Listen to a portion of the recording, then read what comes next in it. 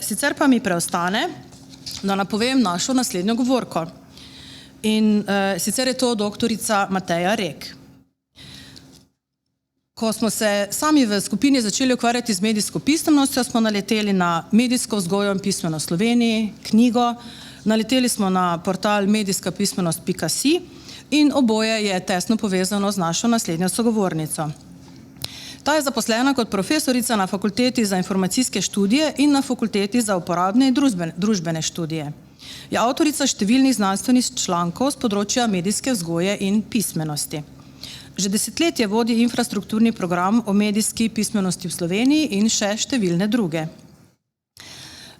Veliko časa bi lahko porabila za naštevanje njenih raziskovalnih in akademskih dosežkov, vendar pa se bomo danes raje posvetili medijski vzgoji in medijski pismenosti odraslih. Temi, za katero se zdi, da je predlani še ni bilo, danes pa se zavedamo, da je medijska pismenost ključna za opolnomočenega, splošno pismenega odraslega človeka. Doktorica Rek, veseli smo, da ste z nami, beseda je vaša. Torej, lep pozdrav.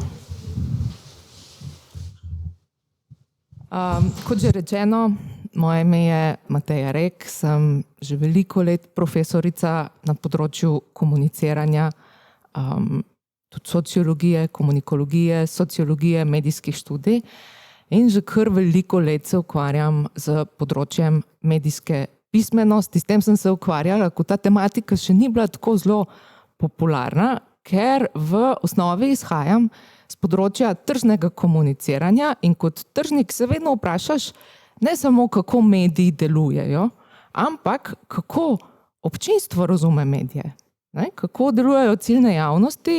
In ko sem začela svojo raziskovalno kariero, me ta tematika pritegne. Mediji se ves čas razvijajo, v zadnjih desetletjih še posebej, pa v zadnjem desetletju je prišlo do drastičnih premikov, tehnoloških premikov, digitalizaciji naše komunikacije in seveda to ima velike posledice tako za življenja ljudi, za način razmišljanja ljudi, za funkcioniranje celotne družbe.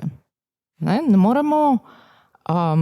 moremo predpostavljati, da bomo zamenjali kanal komuniciranja, torej namesto osebne komunikacije med ljudmi, to nadomestili z digitalnimi oblikami, ki so mnoge in raznolike, ne?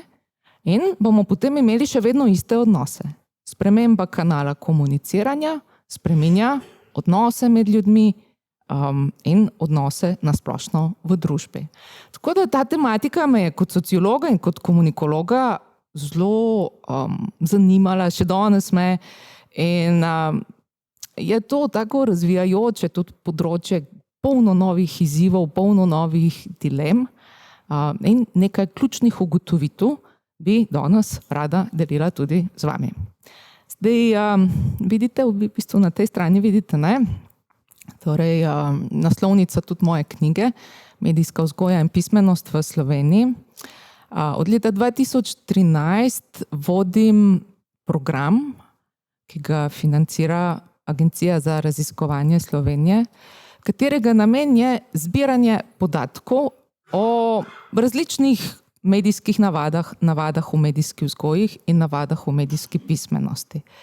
Kot rečeno, to počnemo že od leta 2013, vsako leto na nacionalnem reprezentativnem vzorcu različnih ciljnih javnosti izvedemo neko raziskavo, kjer vse neke minimalne podatke želimo zbrati, bodi si med starši predšolskih otrok, to smo na primer naredili v lanskem letu, in 6 let nazaj, ne, da vidimo tudi trende, kam grejo trendi.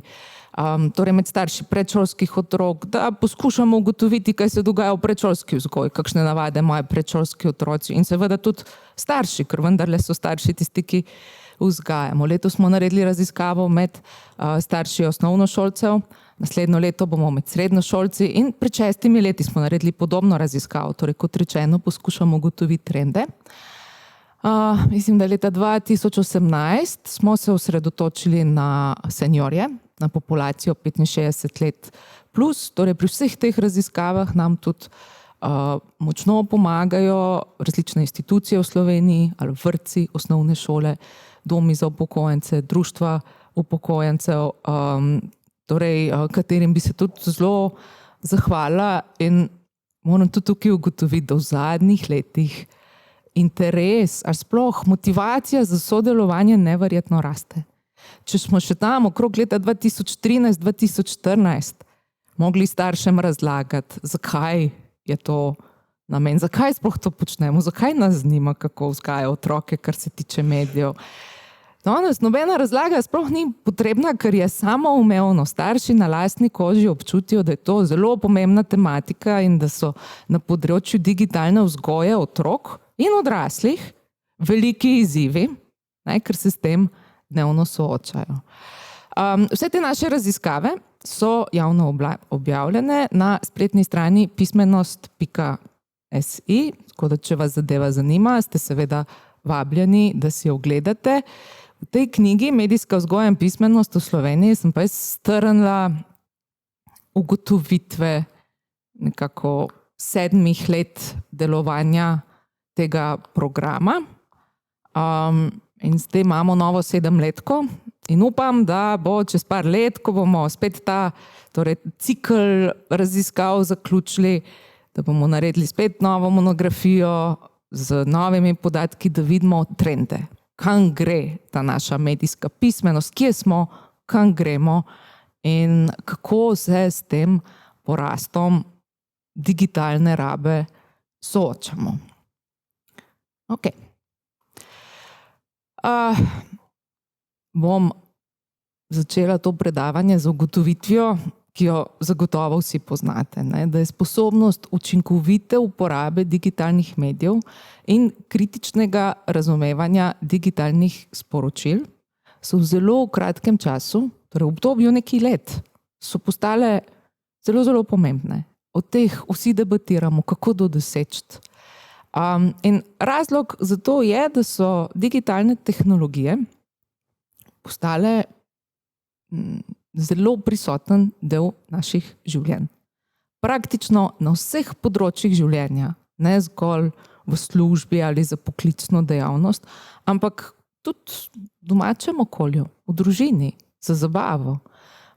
Če želimo dostopati do nekih storitev, zdravstvenih storitev, šolskih storitev, potrebujemo neko digitalno znanje, hkrati pa smo izpostavljeni mnogim medijskim sporočilom in tukaj naletimo na te izzive, ki jih je kolegica pred mano zelo lepo izpostavila, da vprašanje kredibilnosti informacij, ki jih z medijem dobimo, kak odnos imamo do medijske vsebine, kaj je res, kaj ni res, komu zaupati, komu ne zaupati.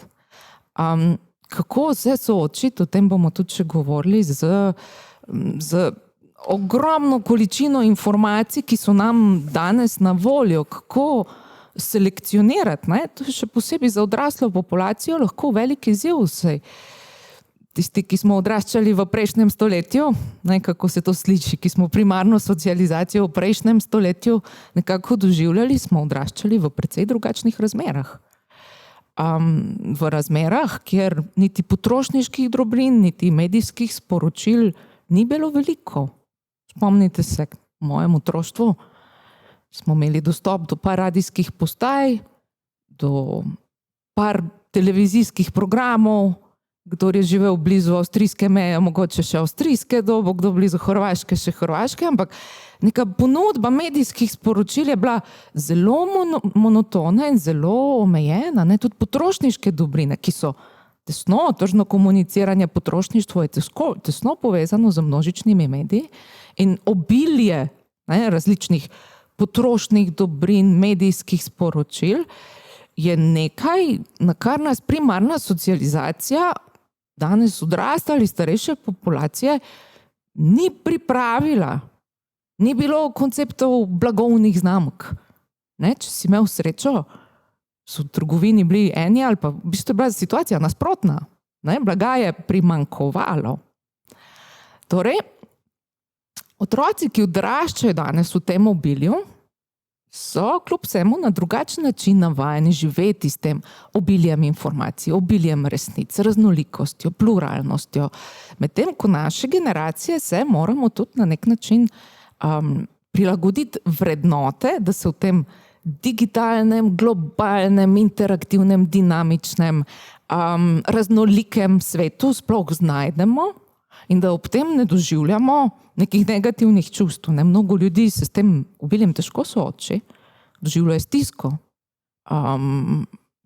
Tudi ta ideja, da mogoče ni ene resnice ali enega najboljšega načina, na katerega je mogoče nekaj narediti, ki je jedro medijske pismenosti, za marsikoga pomeni stisko, ker mu je tako lažje razmišljati, da obstaja eno pravilo in to pravilo slediš in da je ena resnica in se na ta način počutijo varne. Torej, zato mi je zelo všeč, da vi govorite zelo široko o medijski pismenosti, kar je bilo izpostavljeno, ker medijska pismenost je zelo širok fenomen. Zdaj, ko se je začel pojavljati internet, takrat v resnici še nismo vedeli, kako močno bo to spremenilo naša življenja. Jaz se spomnim, leta 1999 sem si naredila svoj prvi e-mail račun, ko sem šla na potovanje v Azijo. In to po svoje, gledajte, ni tako daleč nazaj, ne? To je še ena naslednja zelo pomembna značilnost sodobnih družb. Sodobne družbe se spreminjajo tako zelo hitro, kot se nikoli prej niso. In to je za vse nas izziv, kako v taki družbi živeti. Saj nimamo nekih modelov iz preteklosti. V preteklosti so bile te spremembe počasnejše. Znanje, vedenje, modeli, kako živeti, so se prenašali iz generacije v generacijo. Spremembe so bile bolj počasne. In pod vplivom tudi tehnoloških sprememb, pa seveda tudi drugih družbenih sprememb, je danes postalo vse tako brzinsko.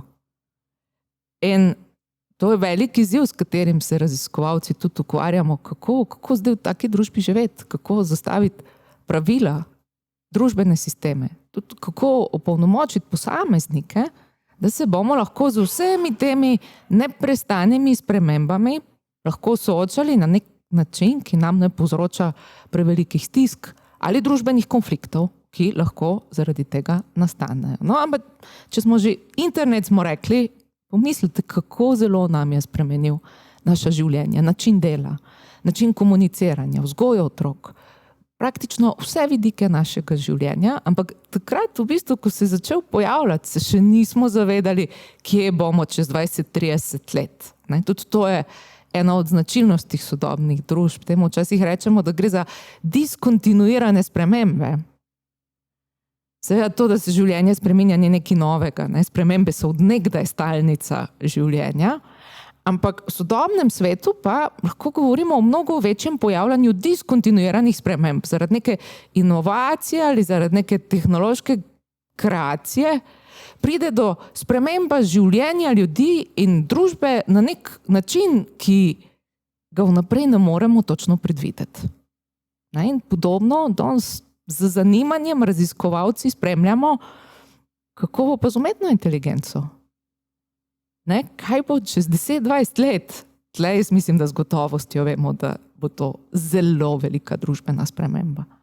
Glasni so tudi pozivi, da naj se malo vse skupaj počasni, ker nam to lahko popolnoma, torej povsem drugačen način razmišljanja intelektualnega dela nam lahko seveda popolnoma spremeni družbeni sistem. In hiter razvoj umetne inteligence pač priča temu, da je to, torej da je vprašanje medijske pismenosti nekaj, kar bo z nami še dolgo časa. Tudi digitalne pismenosti in da je to res neko jabolko, katerega moramo ugrizniti tudi v naši regiji, jugovzhodna Evropa.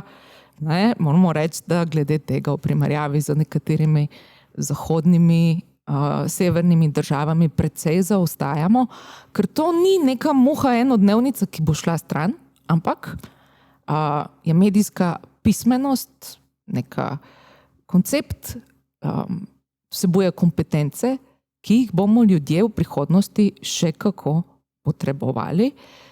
In potrebujemo veliko projektov na to tematiko, poleg tega pa, bi se rekla, tudi neke sistemske ureditve. Evo, samo malo. Tako. Zdaj, jaz uporabljam izraz medijska vzgoja, pri čemer to razumem kot proces poučevanja in učenja o medijih. Tukaj imam pogosto dilemo, ali uporabljati izraz medijska vzgoja ali medijsko izobraževanje. V angleščini se uporablja media education in rezultat je nek media literacy. V slovenskem prostoru so že tam v 90-ih letih profesorice, raziskovalke.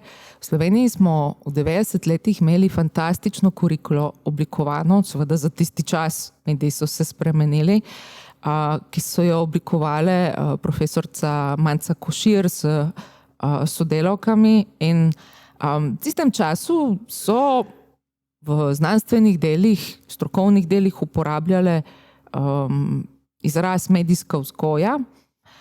In jaz ponovadi kar to uporabljam naprej, čeprav pogosto je to vprašanje, kaj je vzgoja, kaj je izobraževanje. Izraz medijska vzgoja pa rada uporabljam tudi zato, ker mediji niso zgolj neko orodje, ki se ga preučiš, dobiš neko znanje in jih uporabljaš kot naprimer neka druga orodja.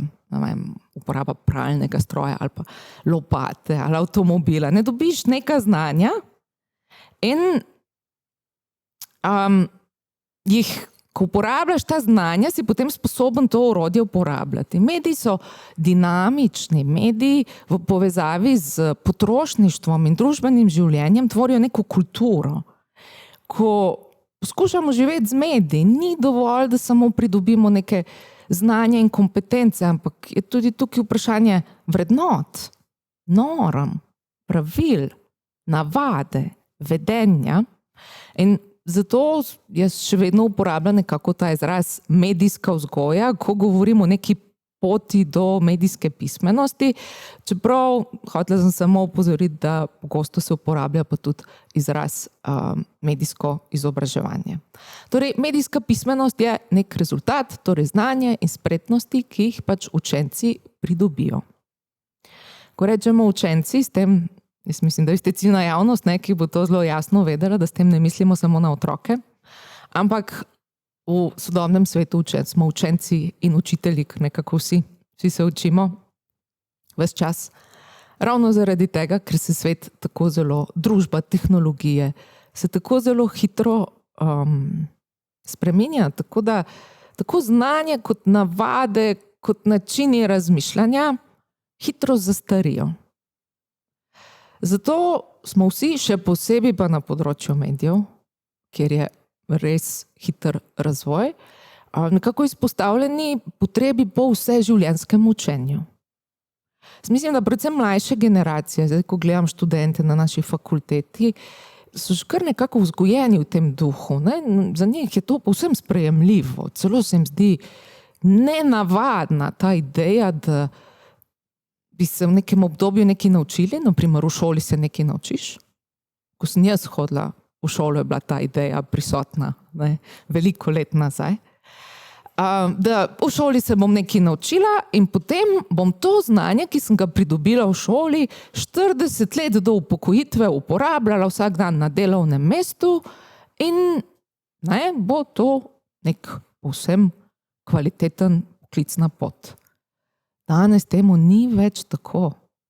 Če bi jaz študentom predavala znanja, ki sem jih pridobila v prejšnjem stoletju, še posebej na področju medijev in komuniciranja, ta zadeva ne bi bila uporabna.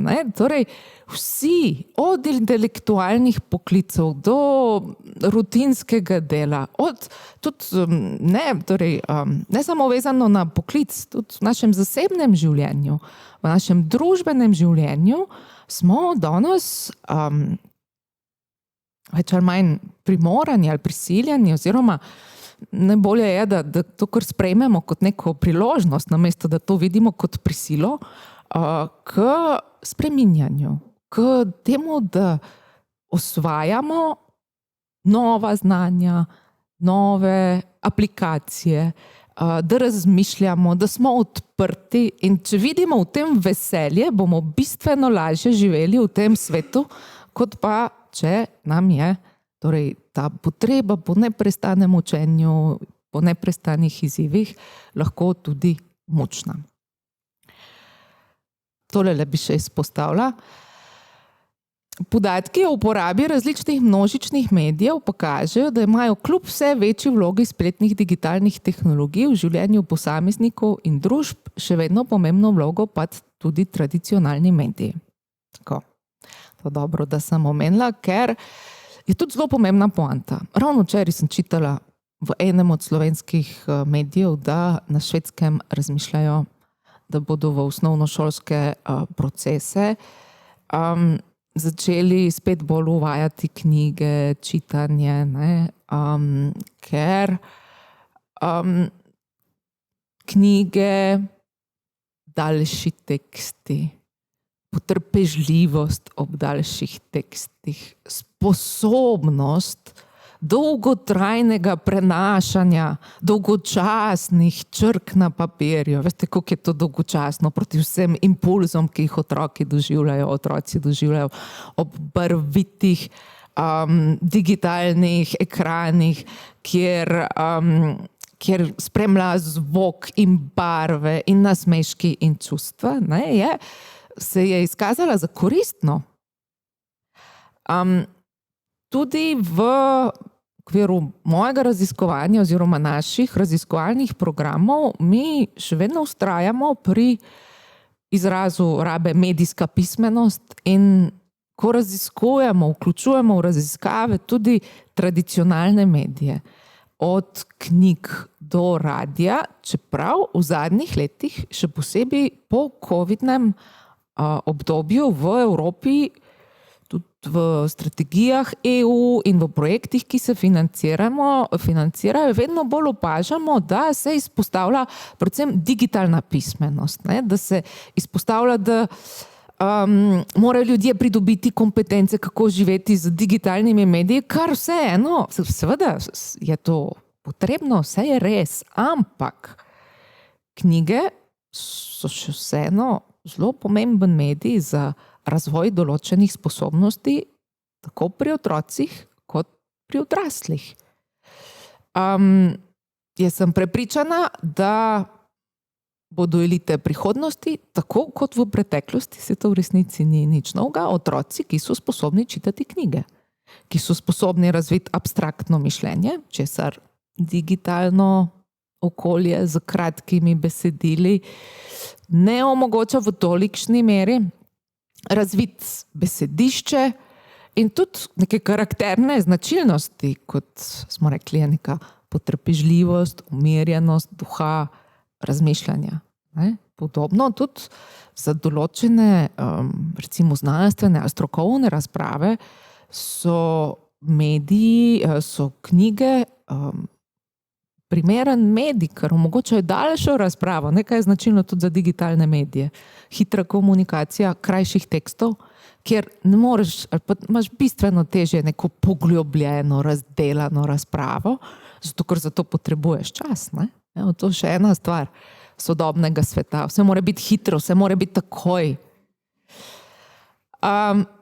Tudi radio, televizija, na primer, še posebej za starejše populacije, ostajata zelo pomemben medij vplivanja, medij, ki ga spremljajo.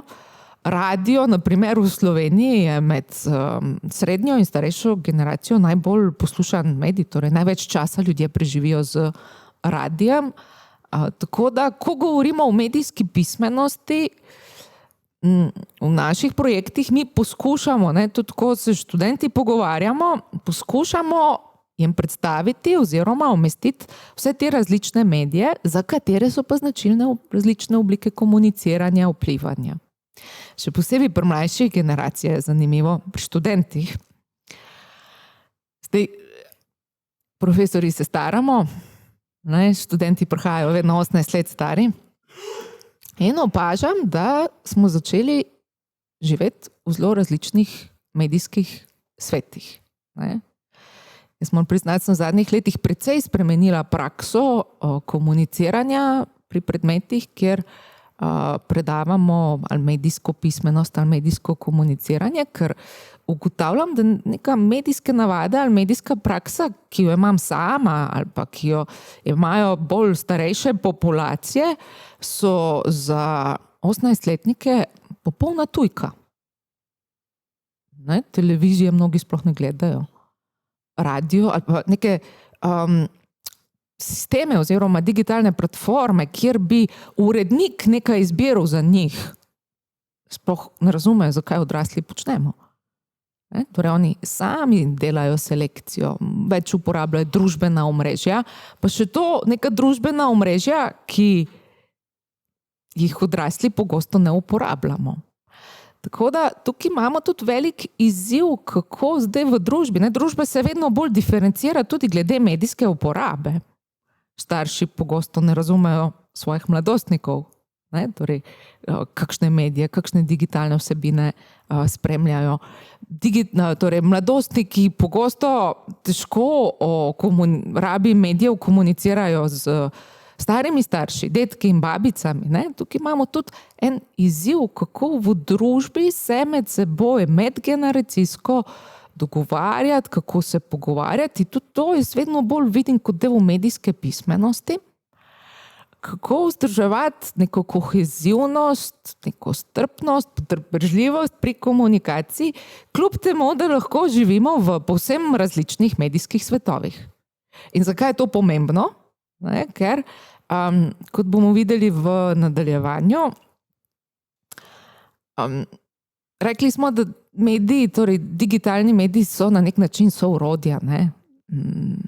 Ampak po drugi strani pa to niso neka orodja tipa pralni stroj, avto, lopata, ne? Čistilni pripomočki. Jaz, če čistilne pripomočke dam v shrambo, bojo tam ostali, ne bodo vplivali na mene, od njih ne moreš postati zasvojen, ali vsaj jaz domnevam tako. Medtem ko z digitalnimi medijami pa ni tako. Ne? Torej, vsebine, ki jih pridobimo, torej raba televizije, raba tablice, raba mobitela, ne pomeni zgolj samo klikanje, torej da se naučimo nekih veščin uporabljanja, ne? Ampak se moramo naučiti tudi, kako z temi medijskimi vsebinami živeti miselno in čustveno in v skupnosti, ker vse te medijske vsebine vplivajo na to, kako mi mislimo, vplivajo na to, kako mi čutimo, vplivajo na to, kako vidimo sebe. Joj, koliko ljudi je zamorjenih, zato ker ne izgledajo tako kot na Instagramu, ne, to ogromno študij kaže na to, kako te nerealne podobe ali pa nerealne podobe življenja, ki so objavljene, ne, ki so čista selekcija ali pa Photoshop ali pa so, torej gre za obdelane podobe realnosti, ker nekako ne čutijo, ne, z vsakodnevno uporabo življenja v tem virtualnem svetu pozabijo, da pa to ni realno in začnejo sebe torej videti v neki negativni luči. Pa ne samo to, na vseh področjih, od vsakdanjega življenja, na nas vse vplivajo te medijske vsebine, nekatere zavedno, nekatere tudi nezavedno. In zato je sposobnost kritične distance, ki je bila tudi prej lepo omenjena, bom jo še tudi jaz kasneje omenila, tako zelo pomembna. In kritična distanca ne pomeni to, da kritiziraš. To opažam v našem kulturnem okolju v Sloveniji.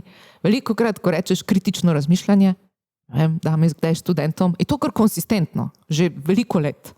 Daš študentom nalogo, no, zdaj pa kritično razmišljite, napišite recenzijo tega in tega teksta. In bolj pogosto, kot pa ta sposobnost, da reflektiraš, ne, da razmisliš, da razmišljaš izven nekih okvirjev, mi torej dajo neke odzive, kjer negativno govorijo o zadevi. Ne, da rečeš nekaj slabega ali pa nekaj negativnega, to mi ni všeč zaradi tega, ker to in ono. Ne. Kritično razmišljanje pomeni, da razmisliš svojo glavo. Da tudi v družbi veljajo neki dominantni okvirji razmišljanja, da razmisliš, no, lej, aj to za mene dobro. Da razmisliš, da za distanco, ne, da ne sprejmeš vse na prvo žogo, da racionalno razmisliš o zadevi in tudi kritično razmišljanje je pomembno povezano tudi z opolnomočenjem. To je pa tudi pomemben del medijske pismenosti. Sploh opolnomočenjem posameznika. V angleščini imajo lepšo besedo, vse meni je bolj všeč. Empowerment, ne, ko rečeš power, ne, da ima posameznik moč, da se kot posameznik čuti dovolj močnega, da kljub temu, da vsi okrog njega na nek način razmišljajo. Ali pa da kljub temu, da v medijih govorijo, moraš nositi make-up, ali pa moraš imeti idealno postavo, ali pa, ne vem, zdaj so v modi široke hlače, da si pa rečeš, male, se so že moje stare tu dobre, bom pa ne imel, tudi če so na korenčka, čeprav je zdaj te ne drugačen. Ne, če želiš. Torej, da je posameznik ni nujno kot neka čredna ovca, ki mora vedno slediti ali določeni politiki, modnim trendom, ne, ampak kritično razmišljanje pomeni opolnomočenje posameznika, da se sam čuti dovolj močnega, da bo aktivno v tem družbenem procesu tudi sodeloval z svojimi idejami. Ne? Nekako, da pridemo iz tega, da smo vedno sledilci, kar je popularno, kar vsi rečejo, kar avtoritete tudi. Ne? Neke avtoritete so, na primer, družbenih omrežjih mladina danes pogosto podleže idejam influencerjev, ki so včasih res nenavadne. Ne? Kaj se počnejo, ne? Nekatere so škodljive, se lahko poškodujejo, da si pač rečeš, joj, glej, če bom iz mostu skočil, se bom poškodoval. Če bom preveliko, ne vem, če bom video igre igral po 6-8 ur na dan, potem nimam časa za šolo delati, ne? Da se v bistvu lahko upreš tudi neki kolektivnemu prepričanju, v neki vrstniški skupini, to vse vključuje ta ideja kritičnega razmišljanja. Ok. Torej, medijska pismenost, smo rekli, to ni samo sposobnost uporabe, čeprav je to predpogoj. Zelo pomembno se mi zdi to mogoče še enkrat izpostaviti v zadnjih letih, predvsem tudi kot posledica zelo hitre digitalizacije, tako v Evropski uniji, kot tudi sicer. Po covidu je naše komuniciranje postalo vedno bolj digitalno in je to postalo vedno bolj sprejemljivo.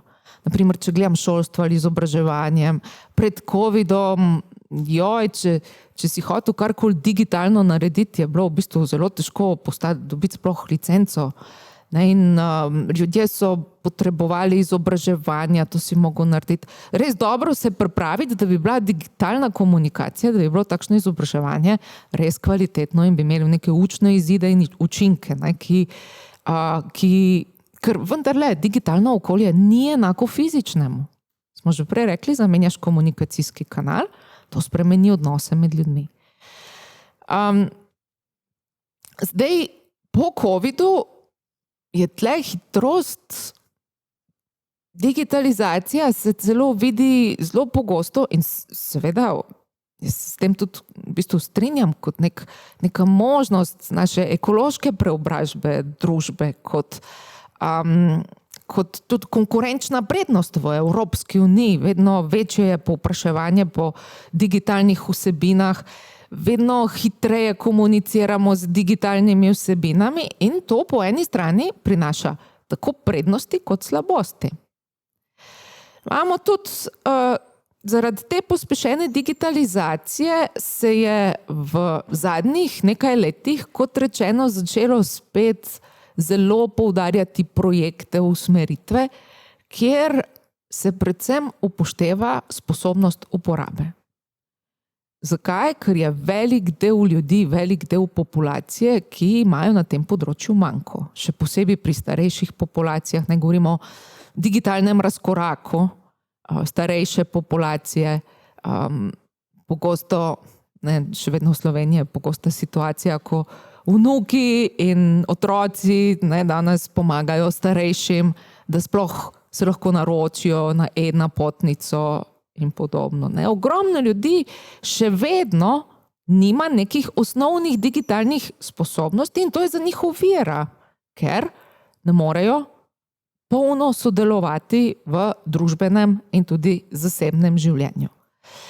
Zdaj, jasno je, da to je pomemben del pismenosti. Če ne znaš televizije prižgati ali pa če ne znaš uporabljati mobitela, če ti ni jasno, kako funkcionira internet, če ne znaš uporabljati banke, digitalne banke, potem tudi je ta nadgradnja v smislu razmišljanja, kako varno sodelovati na internetu, kako razumeti spletno okolje, kakšna je moja vloga kot posameznika na internetu, o potrošništvu, o tem, kako mediji vplivajo na mene, kako moja raba interneta vpliva na izid volitev.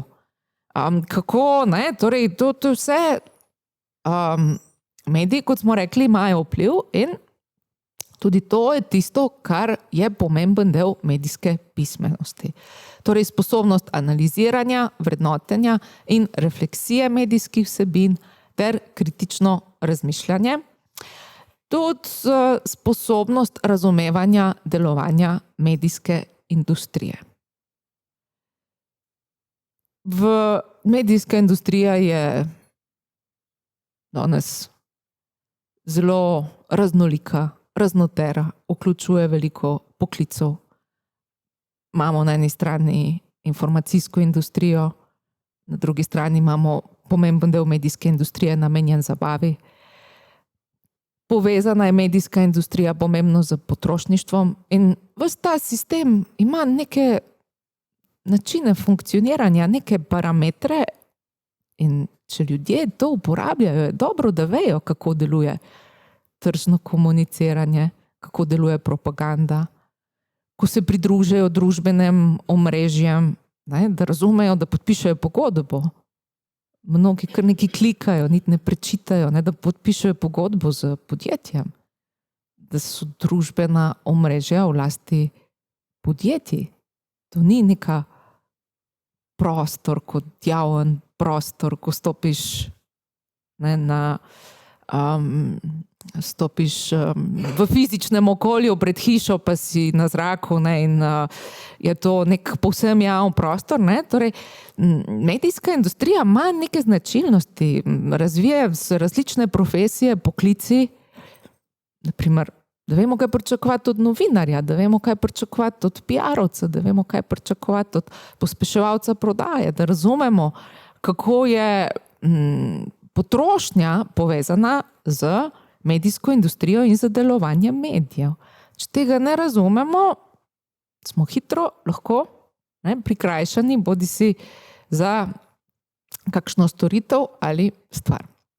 Zdaj, pomembno je tudi, da smo sposobni držati tempo s hitrimi spremembami v digitalnem okolju, da aktivno in odgovorno digitalno sodelujemo v družbi.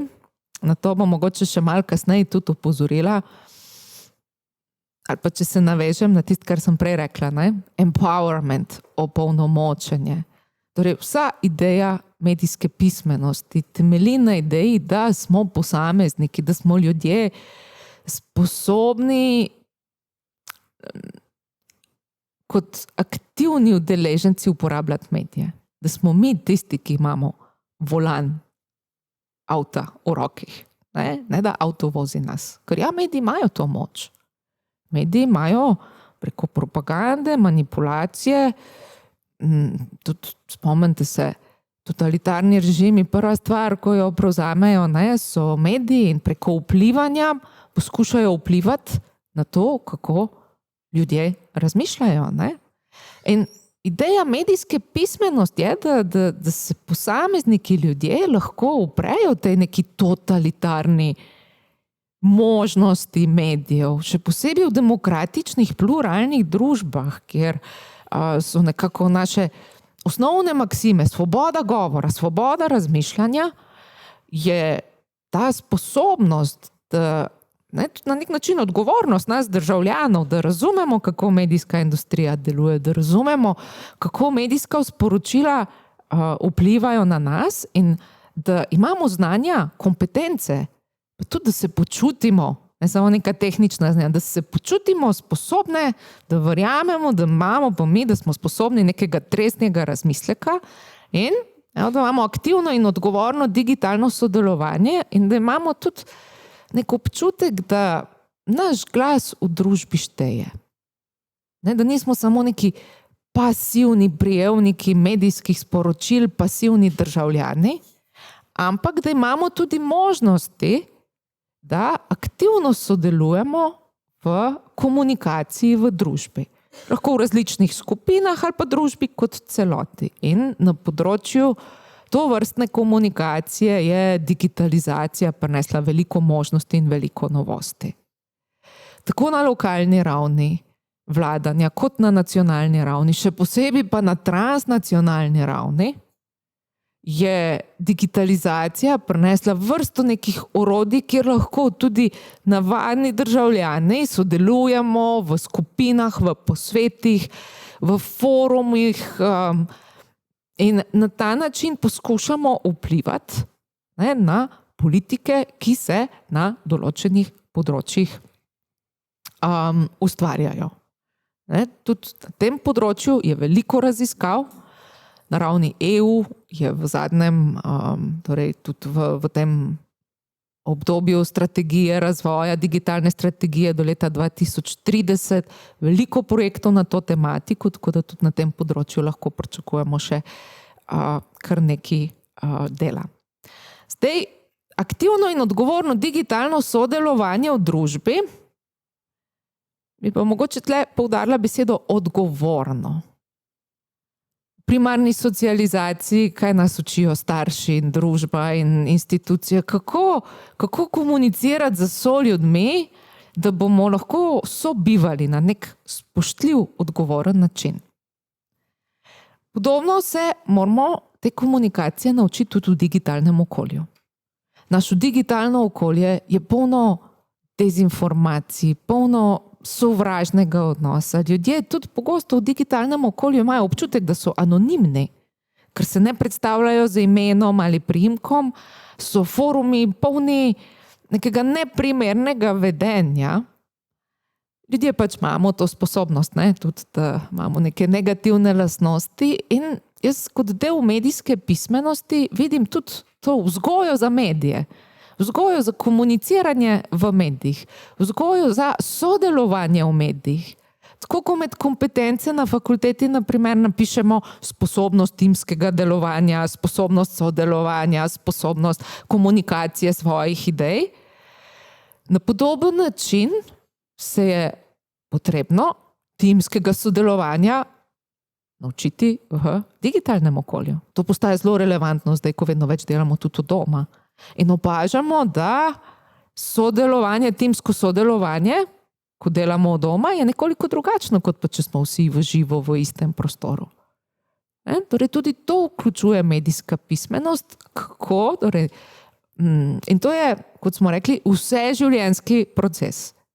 S tem, ko se spreminjajo digitalni mediji, se spreminjajo tudi načini komuniciranja, razvijajo se nove etikete, nova pravila, kaj se spodobi, kaj se ne spodobi, kako komunicirati, tudi naprimer komunikacija čustev, če primerjamo, kako komuniciramo čustva, kadar smo fizično si blizu, je to nekaj drugega kot pa na spletu, ko uporabljamo različne slikice ali obrazke in seveda, kako uporabljamo, je nekoliko drugačen. Tudi komunikacijski šum lahko nastane drugačen in seveda tudi to je del, ki ga vštevamo v medijsko pismenost. Pomemben del medijske pismenosti je tudi spodbujanje vedenj. Se spomnite, prej sem rekla, da jaz najrajši govorim o medijski vzgoji, ne samo o izobraževanju. Novi mediji so pred nas prinesli ogromno izzivov. Pri mladih je velik izziv zasvojenost. Ker pritegnejo te mediji ali pa potrošniške dobrine, zabavni so, uživamo, ne, tudi ideja, potrošniška ideja sreče, ljudje danes ves čas nas mediji nagovarjajo, digitalni mediji, da je smisel življenja kaj, da si srečen, da si vesel, da se moraš zabavati, da moraš potovati. Tudi če pogledamo družbena omrežja, kaj objavljajo ljudje, ne? Šel sem tam, bil sem tam, jedel sem to hrano, hrana je vedno lepa, ni več dobro, tako malo nekaj, da si skuhaš, ne? Redko kdaj vidite, ne vem, šel sem k sosedi na kavico, ali pa na sprehod v lokalnem okolju, ali pa danes sem pa ležal doma na kavču in počel nič, ne? To ni privlačno, to ni zabavno, to težko fotografiraš in objaviš na družbenem omrežju. Torej,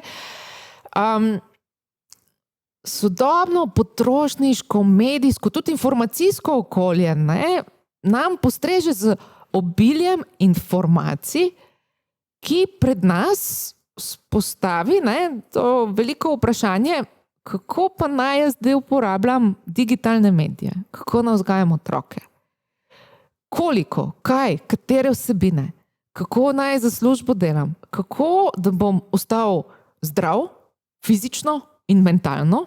Ne, tudi fizično je pomembno.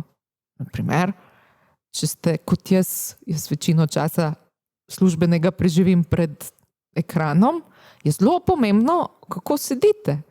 Ker če boste 20 let sedeli upogeno ali neki nepravilni drži, na neki točki se bo to poznalo.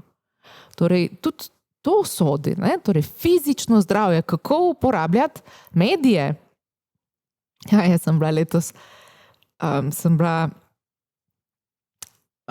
me doletela čast, da sem v poletnih mesecih bila povabljena strani US State Departmenta na International Leadership Visitors Program in sem 3 tedne z še 11 kolegi, ki se ukvarjajo s področjem medijske pismenosti iz Evrope, potovala po Ameriki, kjer so nam na različnih ustanovah, fakultetah pokazali primere ameriške dobre prakse, soočanja z medijsko pismenostjo pri odraslih. In smo se na eni univerzi prav nasmejali, profesorji, kako v bistvu nekatere prakse, ki so zelo koristne, pa med ljudmi niso sprejete še, upamo, da nekoč bojo, da so lahko celo smešne, če jih izvajaš, čeprav so zdrave. Ko čitamo članke, ko raziskujemo, ugotavljamo, da ima neprimerna raba digitalnih medijev lahko veliko negativnih zdravstvenih posledic, tako fizičnih kot mentalnih. In to se ve že dolgo. V znanosti se to ve že veliko časa, torej študije se samo kopičijo. Vprašanje pa je, kako zdaj to pripeljati do ljudi in kako ustvariti navade med ljudmi, ki bodo koristne, saj se včasih naša priporočila zdijo zelo smešna. Tle potem prijemo tudi do kritičnega razmišljanja. Jaz sem se pred časom odločila, da bom vse te zadeve, ki jih učim, da jih bom začela tudi izvajati. In tako vidite mene v službi, vsake 45 minut se malo razgibamo, v predavalnicah študenti, da se razgibamo, razmišljamo o tem, kakšno držo imam, kakšna je distanca do ekrana, ampak a veste, če to ni splošno sprejeto, včasih izpadeš čuden. Lejo profesorco. Ne, ampak vseeno so te navade zdrave, koristne. In sama tudi to vidim kot del medijske pismenosti. Kako pri ljudeh razvijati tako mentalne navade, življenja z ekrani, fizične navade, in to je izziv, tukaj potrebujemo tudi to kritično razmišljanje, ker če ljudje privzamejo to idejo, to pa ja ne rabiš, to je čudno, zakaj bi to delal. Če ni nekaj kritičnega razmisleka, morda je pa res to dobro, glej, svet se spreminja, vedno več časa preživimo pred ekrani, mogoče te navade, v katerih smo bili vzgojeni kot otroci, ali kot mogoče 10-20 let nazaj, zaradi spreminjajočega sveta, niso več primerne. Torej, del medijske pismenosti jaz to vidim kot iskanje in dejansko vsi skupaj iščemo, in starši, in raziskovalci, in aktivna populacija, zaradi neprestanega spreminjanja iščemo navade, vrednote, znanja, kompetence, ki bodo po eni strani družbeno koristni, po drugi strani pa tudi individualno koristni. Torej, na kak način, na primer otroci, uporabljati video igre, da bom še vseeno aktivno sodeloval, tvoril neke kvalitetne človeške odnose. Kako zdaj vzpostaviti odnose med starimi starši in otroci, ki mogoče živijo v idejno in vrednotno povsem različnem svetu, predvsem zaradi medijske tudi uporabe. Kako vzpostavljati te naše življenjske situacije, da bodo nam čim bolj v neko družbeno in individualno korist. Torej, kot medijske pismenosti pogosto opisujemo, da so to posamezniki, ki so sposobni v celoti izkoristiti digitalne komunikacijske tehnologije, ampak po drugi strani pa tudi poznajo in razumejo pomen ali možnosti tradicionalnih medijev, kot so na primer knjige. Torej, medijska pismenost ni zgolj, smo že rekli, digitalna pismenost, ampak tudi neki tradicionalni mediji, predvsem pa je krasno, da razmišljamo in se pogosto vprašamo, kako naše medijske navade vplivajo na nas same, na naš življenjski slog, na to, kako se mi vidimo same sebe, kako identiteto imamo, še posebej na mladostnike, danes medijske vsebine vplivajo in vrstniki bolj kot pa katerikoli drugi akteri primarne socializacije. Tudi na nas odrasle. Pogosto se v naši generaciji rečemo, nas skrbi, otroci so preveč pred ekrani, ampak ko pa pogledamo študije, veste, pa ugotovimo, da so odrasli tudi, tudi za nas so te relevantne. Tudi, jaz sem pred leti s kolegom napisala članek, v katerem sva analizirala na podlagi relevantnih, znanstveno zbranih podatkov na dovolj velikem vzorcu, kateri so tisti faktori, ko pogosto pravimo, da je socialna izključenost, ekonomski faktor, izobrazba, vplivajo na to, kako vzgajamo otroke, in drži. Torej, vprašanje družbene neenakosti pomembno vpliva tudi na to, kako otroke medijsko vzgajamo. Ampak zanimivo, daleč največji faktor so bile pa medijske navade staršev. Torej, starši smo tudi, odrasli smo vzor. In vzori vlečejo, ne samo tisto, kar govoriš, prepovedovanje nekih stvari, pa greš, pa se za televizijo sedeš. Torej, ni tako učinkovito. Torej, to vprašanje se nas tiče vseh. Pogosto otroci staršev, ki veliko čitajo knjige, tudi pogosteje čitajo knjige. Okay.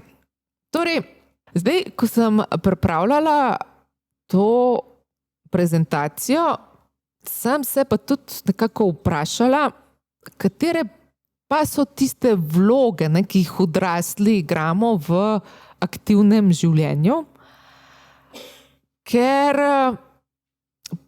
pogosto, ko govorimo o medijski pismenosti odraslih ali pa o aktivnosti, torej izobraževanja odraslih, pogosto jaz naletim predvsem na članke ali nekako na dela, ki so povezana z delovno aktivnim prebivalstvom. Torej, izobraževanje povezano z službo, delom, podjetništvom, torej z delovno aktivnostjo, in potem me še tudi mene, čisti s firca me je zanimalo, v Sloveniji, kakšno imamo tle situacijo, kakšna je ta populacija, in sem našla na spletnih straneh statističnega urada, da je to približno 926.700 imamo delovno aktivnih v Sloveniji, v populaciji 2.117.000. Zdaj, to tako, da malo vidimo, koliko ljudi se to naše predavanje danes ali pa vaš projekt tiče. Slovenija ni 2 milijona ljudi, ampak vendarle, to je velik delež ljudi. To je pomembno, da se tem vprašanjem posvetimo. Zdaj, Niso pa samo delovno aktivno prebivalstvo tisto, ki se jih vprašanje medijske pismenosti tiče, čeprav njih se res, torej nas vseh se neposredno tiče. Če mi želimo ustvarjati neko dodano vrednost, pač v sistemu, ki ga imamo danes, gospodarskem, tudi če pogledamo neprofitne organizacije, javne storitve, državne ustanove, danes vsa komunikacija, vse temelji na digitalnih tehnologijah. In s tem se moramo vsi zaposleni naučiti živeti, sprejemati novosti, uporabljati digitalno komunikacijo in to po možnosti narediti na nek čim bolj učinkovit način. Ne? Zdaj, poleg delovno aktivnega prebivalstva so zelo ranljiva populacija v resnici, kar se tiče medijske pismenosti, ali predvsem digitalne pismenosti, bom rekla, uporabe digitalnih medijev, starejše populacije. Zanimivo v raziskavi, ki smo jo naredili leta 2018. Če bomo imeli danes še čas, vam bom kasneje pokazala, smo ugotovili, da kar se tiče uporabe digitalnih medijev, če primerjamo mlade in starejše populacijo, 65 plus in mlajše od 20 let, to sploh ne moš primerjati. To tako krivulje grejo tako. To so čist različni medijski svetovi, kar se uporabe tiče. Po nekako vzorcu starejše populacije uporabljajo tradicionalne medije, mlajše uporabljajo bistveno več samo digitalne medije. No, čeprav tudi med starejšimi populacijami se v zadnjih letih se situacija nekako izboljšuje, ampak vendarle primerjava generacijsko je, kar se rabe medijskih navad tiče, zelo velika razlika. Zanimivo pa, ko smo pa primerjali podatke iz vprašalnikov, ki smo jih postavili tako mladim kot odrasli, srednji populaciji kot starejšim, kar se tiče zaupanja v medije, kredibilnosti, kritičnega načina razmišljanja, so pa odrasli, starejša populacija, nekako še bolj skeptičnih do medijev in pogosteje grejo preveriti informacije, sicer oni to tako naredijo, da kolega vprašajo, največ se fizično družijo, pa vprašajo, kaj pa ti misliš o tem, kaj pa ne, ampak vendarle to je neko preverjanje, medtem ko, kar se tiče kritičnega razmišljanja, preverjanja informacij, izpostavljanja dezinformiranja so na nek način mlajše generacije, ki bistveno več časa preživijo v družbenih omrežjih, bolj ranljive. Ok, torej upokojenci v letu 2022 je bilo povprečno 628.000 uživalcev starostne, predčasne, delne invalidske, družinske in vdovske pokojnine, tako da vidimo, da tudi to je, 628.000 ljudi, to je za Slovenijo res spet kar velika ciljna javnost, je pa po značilnostih malo drugačna od delovno aktivne populacije. Tako da, ko razvijamo kakšne programe, projekte, tudi ko jih poskušamo engage, to je tudi veliki izziv. Kako zdaj odraslo populacijo vključiti v te projekte opismenjevanja? Do danes imamo tudi v Sloveniji vedno več nekih gradiv, še posebej so tle kakšne civilno-družbene organizacije ali pa posamezniki zelo aktivni in v zadnjih letih se je razvilo kar nekaj gradiv, projektov, programov, s katerimi ljudje, če bi jih uporabljali, bi lahko bistveno izboljšali svoja medijska znanja, medijske kompetence, tudi način življenja z mediji, ampak pri odrasli populaciji, vse veste, kako je, se verjetno živimo vsi v istem svetu. Je težava s časom, pa imaš službo, pa otroci, pa svet gre hitro naprej, Kako večna težava, kako zdaj čim več ljudi vključiti v te izobraževalne programe. In zelo pogosta situacija je, da se v programe vključijo, kako se že temu reče, prepričani. Ko iščemo starše, na primer, kdo pride na izobraževanja na izobraževanja o tem, kako najbolje pristopiti k vzgoji otrok. Tisti starši, ki jih ta tematika zanima, ki že mogoče imajo neko znanje, medtem ko je starše, ki mogoče celo mislijo, to vse skupaj bez veze. Kaj je narobe s tem, če gledaš televizijo, se jaz tudi. ki uporabljajo televizijo ali pa digitalne naprave kot varuško, imaš mir. Mnogi starši tudi, to je mene presenetilo, mnogi starši tudi otroci mislijo, da če greš, svet je nevaren. Pogledajte malo po dnevniku, ste videli, nevarno, da so otroci, če sedijo v sobi in gledajo v ekran, da so bolj varni, kot pa če bodo šli v svet in se družili. Torej, kako zdaj vključiti ravno te, ki pa ki na nek način ne sledijo medijskim trendom. Podobno je tudi pri vprašanju odrasle, starejše populacije to velik izziv. Kako ljudi prepričati, še posebej pri seniorjih, 65 let plus. So tudi naše raziskave pokazale, da mislim, 2018 je bilo okrog 45% starejših od 65 let, ki ne da so rekli, ne znamo uporabljati mobitela, ampak nočemo uporabljati mobitela ali pa nočemo uporabljati interneta. Sram jih je, ker ne znajo ali ker jim ne gre, imajo to neko čustveno zaporo. In potem imajo prijatelje, ki rečejo isto in svet gre dalje, mine 2-3 leta, mine 5 let in vedno težje je potem priti na ta vlak digitalne norije, ki je, se morate priznati, je to, ves čas moramo se učiti novih aplikacij, novih portalov, novih načinov posredovanja informacij. In pri starejši populaciji je velik izziv tudi ta čustveni odpor. Ne bom, se ne rabim, se drugi tudi ne. Strah. Te situacije so za marsikoga strašljive, ker to je nek povsem nov način razmišljanja, nov svet. In če ti ne gre prav dobro, potem tudi sram. Vprašanje dostojanstva je pri starejših populacijah, ali verjetno tudi nasplošno. Kako nekoga naučiti, še posebej, če so to generacije, ki so bile vzgojene v obdobju, kjer moraš, ne smeš pokazati šibkosti, ali pa da ničesa ne znaš. Če si prepričan, da moraš vse vedeti in vse znati in da morajo vsi tebe poslušati. Zato spet, prej smo rekli, ali govorimo o medijskem izobraževanju ali medijski vzgoji, torej medijska pismenost prinese tudi nove vrednote. To ranljivost, da tudi če nekaj ne znam, jaz se bom pa naučil, pa kaj pol. Da sprejmeš, da ne rabiš biti vseveden in da ljudje preprosto, noben od nas ni vseveden.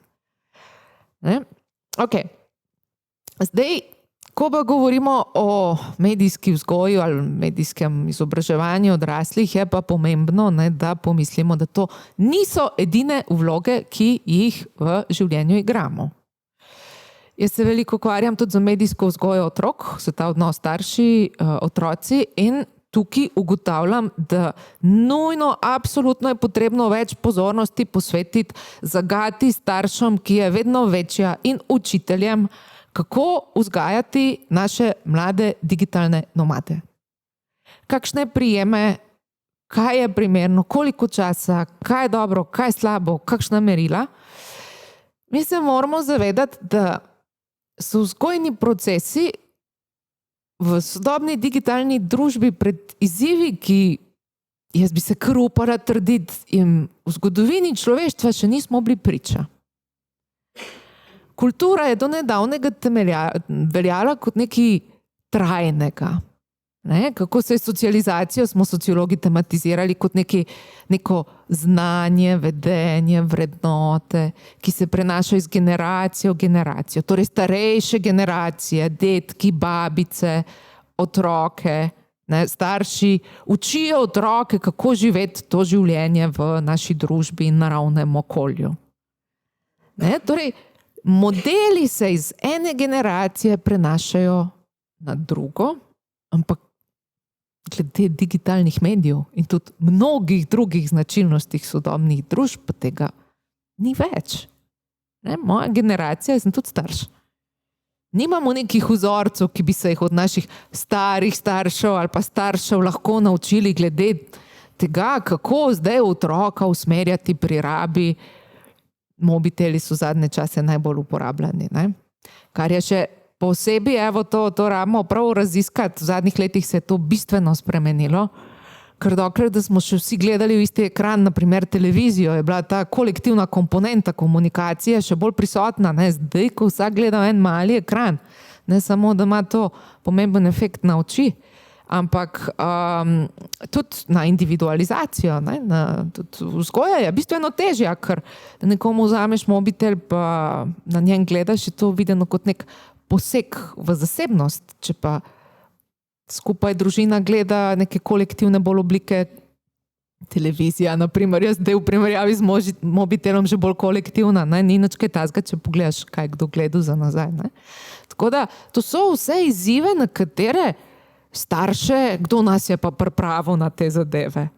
Vrstniška komunikacija, ne? Tako da tudi starši danes se ves čas soočamo z izzivi, kaj je prav, kaj je narobe. Nimamo nekih preverjenih starih vzorcev, na katere se lahko nasloniš in rečeš otroku, lej, tako pa tako je pravilno, ker to so počeli že vsi drugi in pred nami. In tudi težje dobiš neko družbeno potrditev. Ne? V letošnjem letu smo z kolegi, še s dvema sodelavcema, Tejo Golob in Matejem Makarovičem, smo en zelo odmeven članek v priznani svetovni reviji napisali, v katerem smo prav dokazali, da starši, ki so sposobni večje ravni metarefleksivnosti, ki v pomembni meri vključuje tudi to kritično refleksivnost, da imajo bistvene boljše vzgojne rezultate, kar se tiče medijske vzgoje, kot pa tisti, ki, veste, veliko staršev v bistvu obupa. Ne? Vse tudi ta vprašanje rabe medijskih naprav strani naših otrok je za starše pogosto tako veliko vsega, kako se temu v angleščini reče, overwhelming. Ne? In tudi tukaj starši potrebujejo neko podporo, smernice, razpravo v družbi. Ne? In teh staršev nas je veliko. Ne? Tako da ti vaši programi, ki jih razvijate, so verjetno, še posebej, ko gre za komponento kritičnega razmišljanja, ali pa mogoče, če bi se dali razviti tudi na področju medijske vzgoje, ne? Kako odnos starš-otrok, so ključnega pomena tudi za naše prihajajoče generacije, tudi za vprašanje, kako bomo sobivali v družinah. Kako, ne, to je velik izziv, kako zdaj komunicirajo stari starši, ki živijo v nekem svojem svetu. In, ne, kako zdaj razumeti, da otroka zelo prizadane, ker ni dobil nekih super določene blagovne znamke. Njemu je pa to očitno čustveno zelo težavno. Kako komunicirati, kako se o teh zadevah pogovarjati, kako vzgajati, kako izobraževati. Zdaj, jaz sem tukaj dala kot odrasli, torej nismo samo starši, smo tudi v končni fazi, smo vsi tudi učenci, ves čas ostanemo študenti in to je tudi ena stvar, ki se meni zdi zelo pomembna pri izobraževanju odraslih, da to nekako vrednoto, da moraš vse vedeti, da moraš vedno biti pameten, da moraš vedno imeti vse prav, da je to, da neke stvari ne veš, da je to šibkost, ne? Da nikoli ne smeš biti tisti, ki se učiš, ampak moraš ti kot odrasel biti tisti, ki vse več, tisti, ki poveš drugemu, kako bo. Ne? Da je to v sodobnih družbah z vseživljenjskim učenjem moramo nekako upustiti, da obsojamo ljudi, ti pa to ne veš, ti pa to ne veš, pa se norčujemo in smejimo. Ne? Ker danes pogledajte malo to paleto znanja in informacij na spletu. Pa sej ni časa, ni možnosti, da bi ljudje to bili zmožni, čeprav umetna inteligenca je pa v tem bistveno najboljša. To bo še velik izziv. Ne? Torej, da postane učenje vrednota in da ni neznanje stigmatizirano na način kot neka šibkost ali ranljivost, ki je ne poznaš.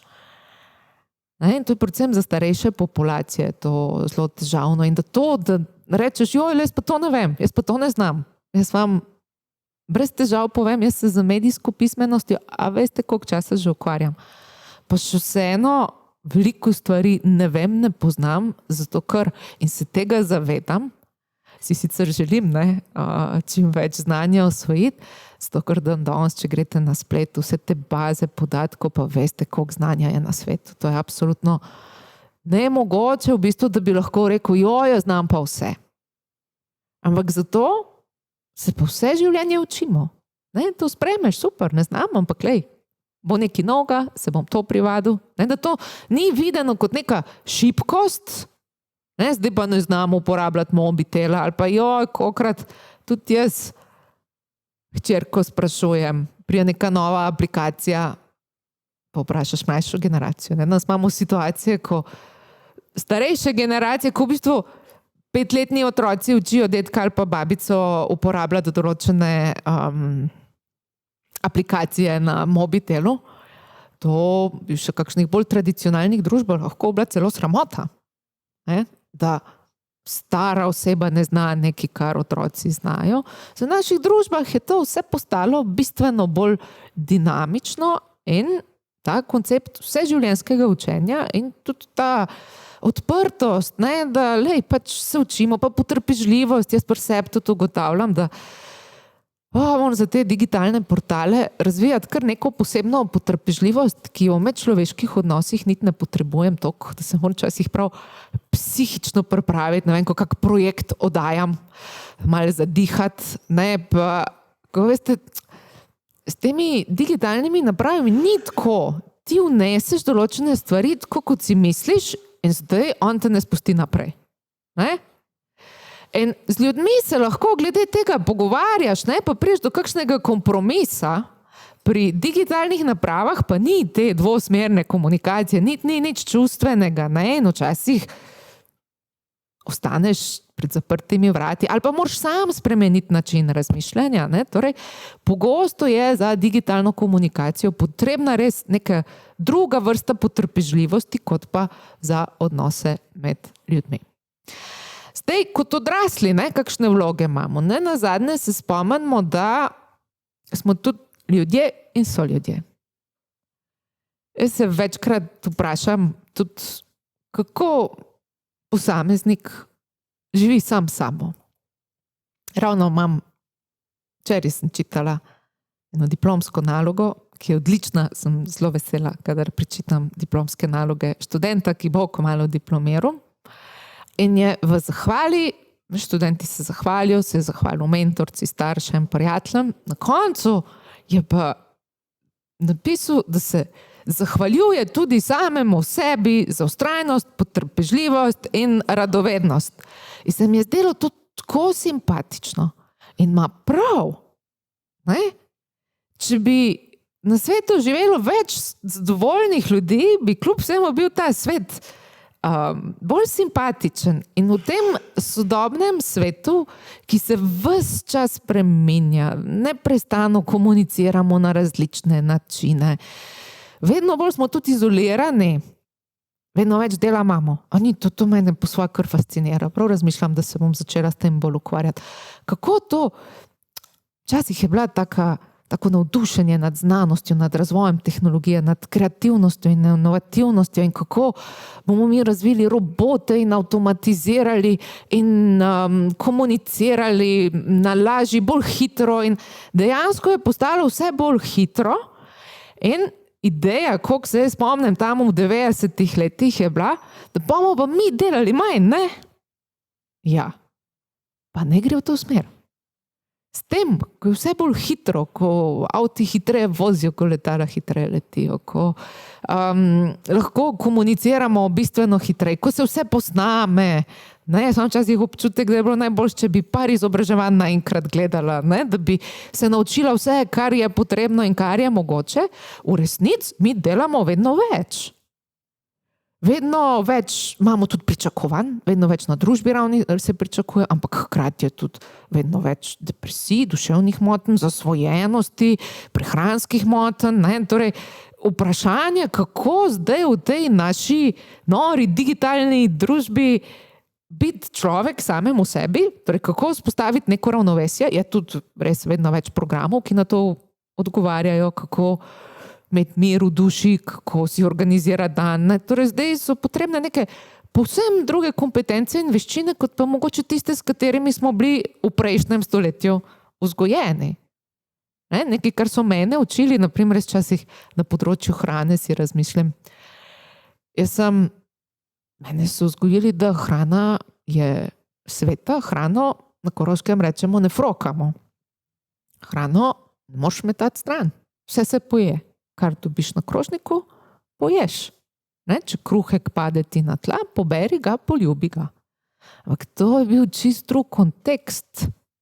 To je bil čas, ko ni bilo potrošniške družbe. Ko sem jaz odraščala, smo imeli še trgovine iza pulta, ni bilo supermarketov, jaz ne vem, a se to še kdo spomne, ne? Otroci sploh ne vejo, študenti sploh ne vejo, če jim kaj tazga razlagam. Ne? To je drug družbeni kontekst. In neke vrednote in navade primarni socializaciji se ti pa vtisne v spomin, ne? Na podlagi tega potem ti čustveno in miselno presojaš, a si dober ali slab človek, a dobro funkcioniraš ali ne. In zdaj, danes priješ v trgovino, pa meni se zdi, da pol trgovine je, sploh ne vem, če je hrana, ali pa je vse nezdrava hrana, ali je zdrava, ne. Če bi zdaj tako vse mogel pojesti, pa kolikor je, bi bilo to preveč, ne. Torej, način, na katerega presojamo našo realnost, ki je tudi povezana z medijem, in bomo prišli do potrošništva, ker odrasli smo tudi potrošniki, je pomembno, je seveda tudi, jaz kar rekla, del tega kritičnega razmisleka v okviru tudi medijske vzgoje. Nek pregovor pravi, povej mi, s kom se družiš, pa ti povem, kdo si. Ne, ljudje smo vedno to, naš način razmišljanja. Kaj vemo, kaj ne vemo, kaj mislimo o sebi, kako se cenimo, kako vrednotimo sebe, družbo, odnose, ni plod, kako temu rečemo, ne zraste na našem zelniku. Ni plod samo naše individualnega mišljenja, ampak vedno nastane skozi družbeno interakcijo. In danes je pomemben del te naše družbene interakcije so mediji, ne?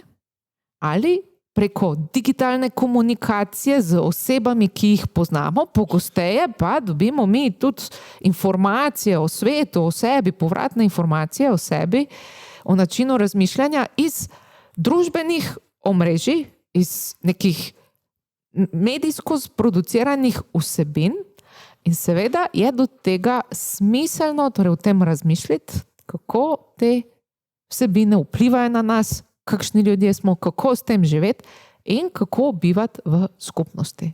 Torej, kako raba medijev vpliva na to, kakšni smo prijatelji, kakšni smo starši, kakšni smo otroci, hčerke, sinovi, ne, kakšni smo možje, žene itd. Ker to obstaja ogromno raziskav, ki kažejo, da raba medijev ima definitivno vpliv na vsa ta naša razmerja. Tudi kakšni smo državljani, ne, spet pridemo, kakšna je vloga odraslih spet, ne, tudi kot državljani imamo določene možnosti.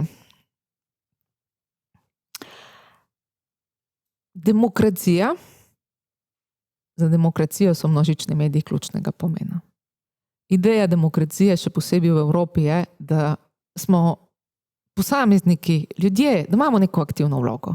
Lahko in da lahko seveda v naši omejeni individualni izvedbi razmišljamo svojo glavo in poskušamo na podlagi nekega lastnega razmišljaka vplivati na delovanje družbe, tudi na to, koga volimo. Danes so tudi različne druge oblike politične participacije možne, da sodelujemo v razpravah v javnem prostoru in tako dalje. Zdaj, nažalost moram povedati, da ko gledamo globalne raziskave, da opažamo vedno večji skepticizem do demokracije.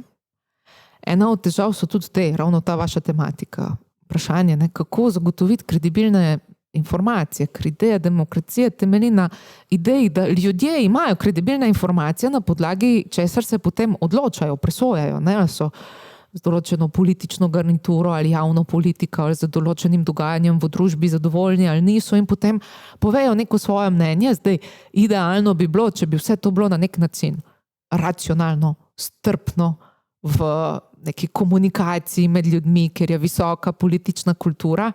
Nažalost, pogosto opažamo, da ni temu tako, ne, torej komunikacija povezana z politiko, z javnimi politikami na vseh ravneh, od lokalne do transnacionalne, je pogosto polna senzacionalizma, polna čustev, prerekanja različnih interesov, laži, pollaži, manipulacij itd. In tukaj je pogost skepticizem do demokracije, je to sploh v redu, kako naj s tem preživimo, tako vse skupaj je kaotično, ne. Je pa alternativa je pa v bistvu, da se nekako vrnemo v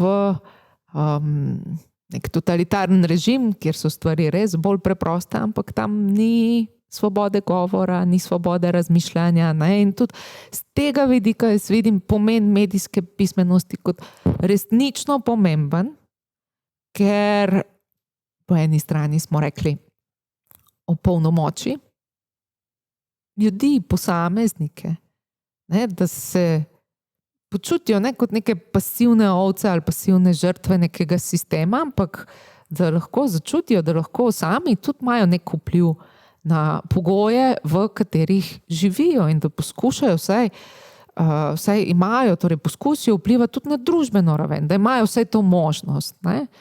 Po drugi strani pa torej, ne samo, da se opolnomoči, ker veste, če pa zdaj se vsi počutimo, mene treba poslušati in na silo poskušamo in brez neke politične kulture, brez neke kulture dialoga, vedno skušamo doseči svoje in smo razočarani in delamo direndaj v javnem prostoru, ne, potem to tudi ni nekaj, kar bi neko deliberativno ali civilizirano demokratično družbo podpiralo, ne, torej vzgajati aktivno državljanstvo in kulturo dialoga je tudi del medijske pismenosti.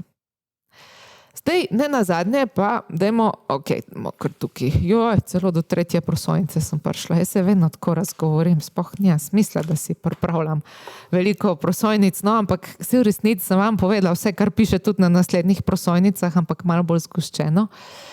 Ne nazadnje, dajmo pomisliti, da smo odrasli tudi potrošniki. To pogosto pozabimo.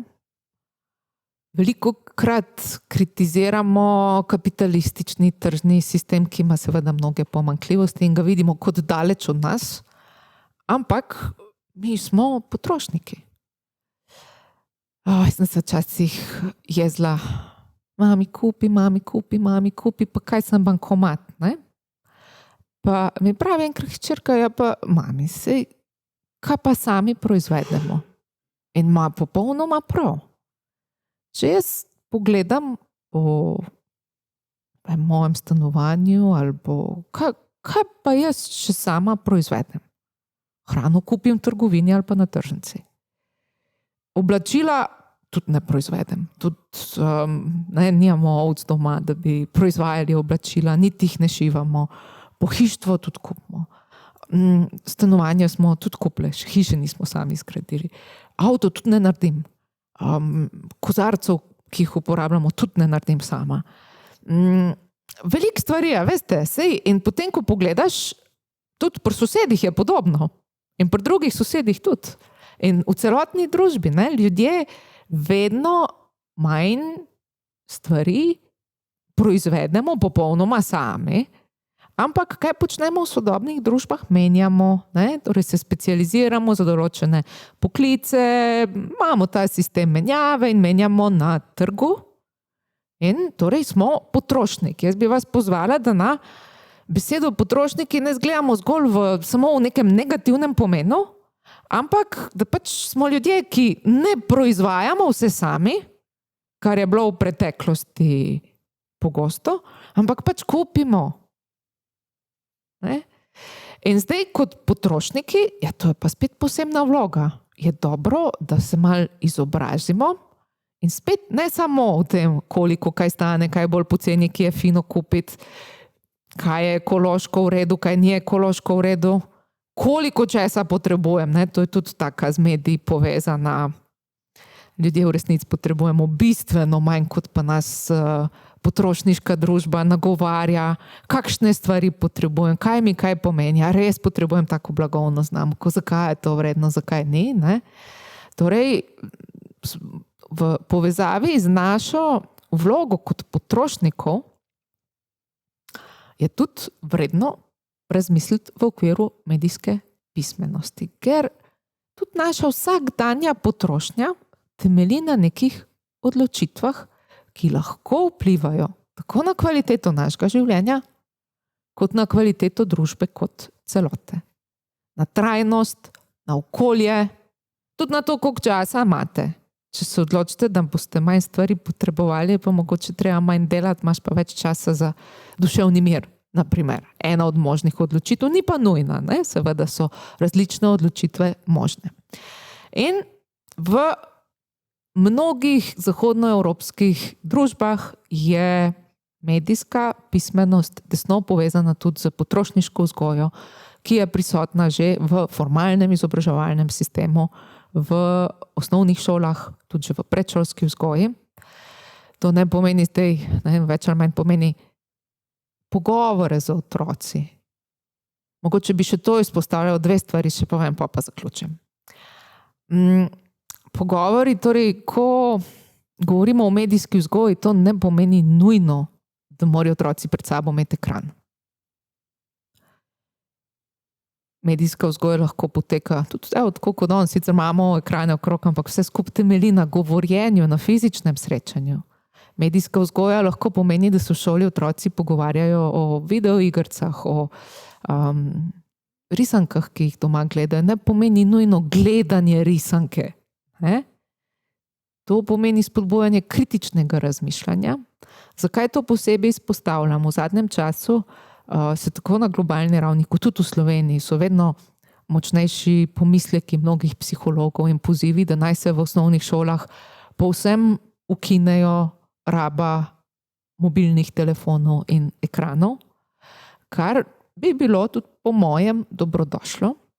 Ampak jaz se bojim, da bo to zdaj pomenilo, da se pa osnovne šole še manj ukvarjajo z medijsko vzgojo, kot so se do sedaj. Zato izpostavljam. Medijska vzgoja lahko poteka tudi brez ekranov. Lahko pomeni refleksijo, pogovarjanje o nečem in v tem primeru ne smemo pozabiti, tudi če bo šel v študijski proces, ali pa prej smo omenili na Švedskem, se vse bolj spodbuja knjig. Tudi če bo šel študijski ali šolski proces v omejevanje rabe ekranov, kar je pozitivno, vseeno ne smemo pozabiti, da pa otroci in tudi odrasli živijo še potem doma in doma spremljajo medijske vsebine. In naprimer še posebej pri otrocih, srednješolcih, študentih so najpomembnejše postanejo vrstniške skupine pri medijski vzgoji. Da se potem tudi odrasli, starši, pa tudi učitelji pogovarjajo o medijski rabi in tudi to predstavlja neko medijsko vzgojo. Naj pa zaključim za potrošniško vzgojo, tudi, ki je, kot sem rekla, v mnogih kurikulih, tudi v Evropi, del medijske vzgoje. Pred leti sem imela priložnost v trgovini, s tem se ukvarjam, pa opazim te stvari, opazovati dve deklici. Sta bile približno enakih let, tam začetek osnovne šole in sta stale pred dolgo stelažo barbik. Ali igrač. To je ta naš veliki izziv v sodobnem svetu. Ogromno je nekih stvari. In prva je skakala od ene barbike do druge, pa je rekla, to bi imela, pa ne vem, pa to bi imela. Ni mogla zbrati, pa bi to imela, pa še to hoče imeti, pa še to hoče imeti, pa še to hoče imeti. Kot nek zbiratelj. Druga v pravi, je pa veš, vse toliko barbik ni zato, da bi ti rabila vse imeti. Toliko barbik je zato, da si izbereš tisto, ki ti je najbolj všeč. In ta druga je bila v bistvu na obisku iz bolj severnega šolskega sistema, je v šoli imela potrošniško vzgojo, kjer so otroke učili, kako se soočiti, ne, z to množičnostjo, z potrošnjo, z supermarketi, z izbiro, kako čustveno, vrednotno tudi doživljati ta svet. In to je ena stvar, ki, jaz mislim, bi tudi v naši družbi v prihodnosti jo veljalo za našo tako mirno življenje, dušni mir in tudi za družbeno koeksistenco vedno bolj izpostavljati in o njej tudi debatirati.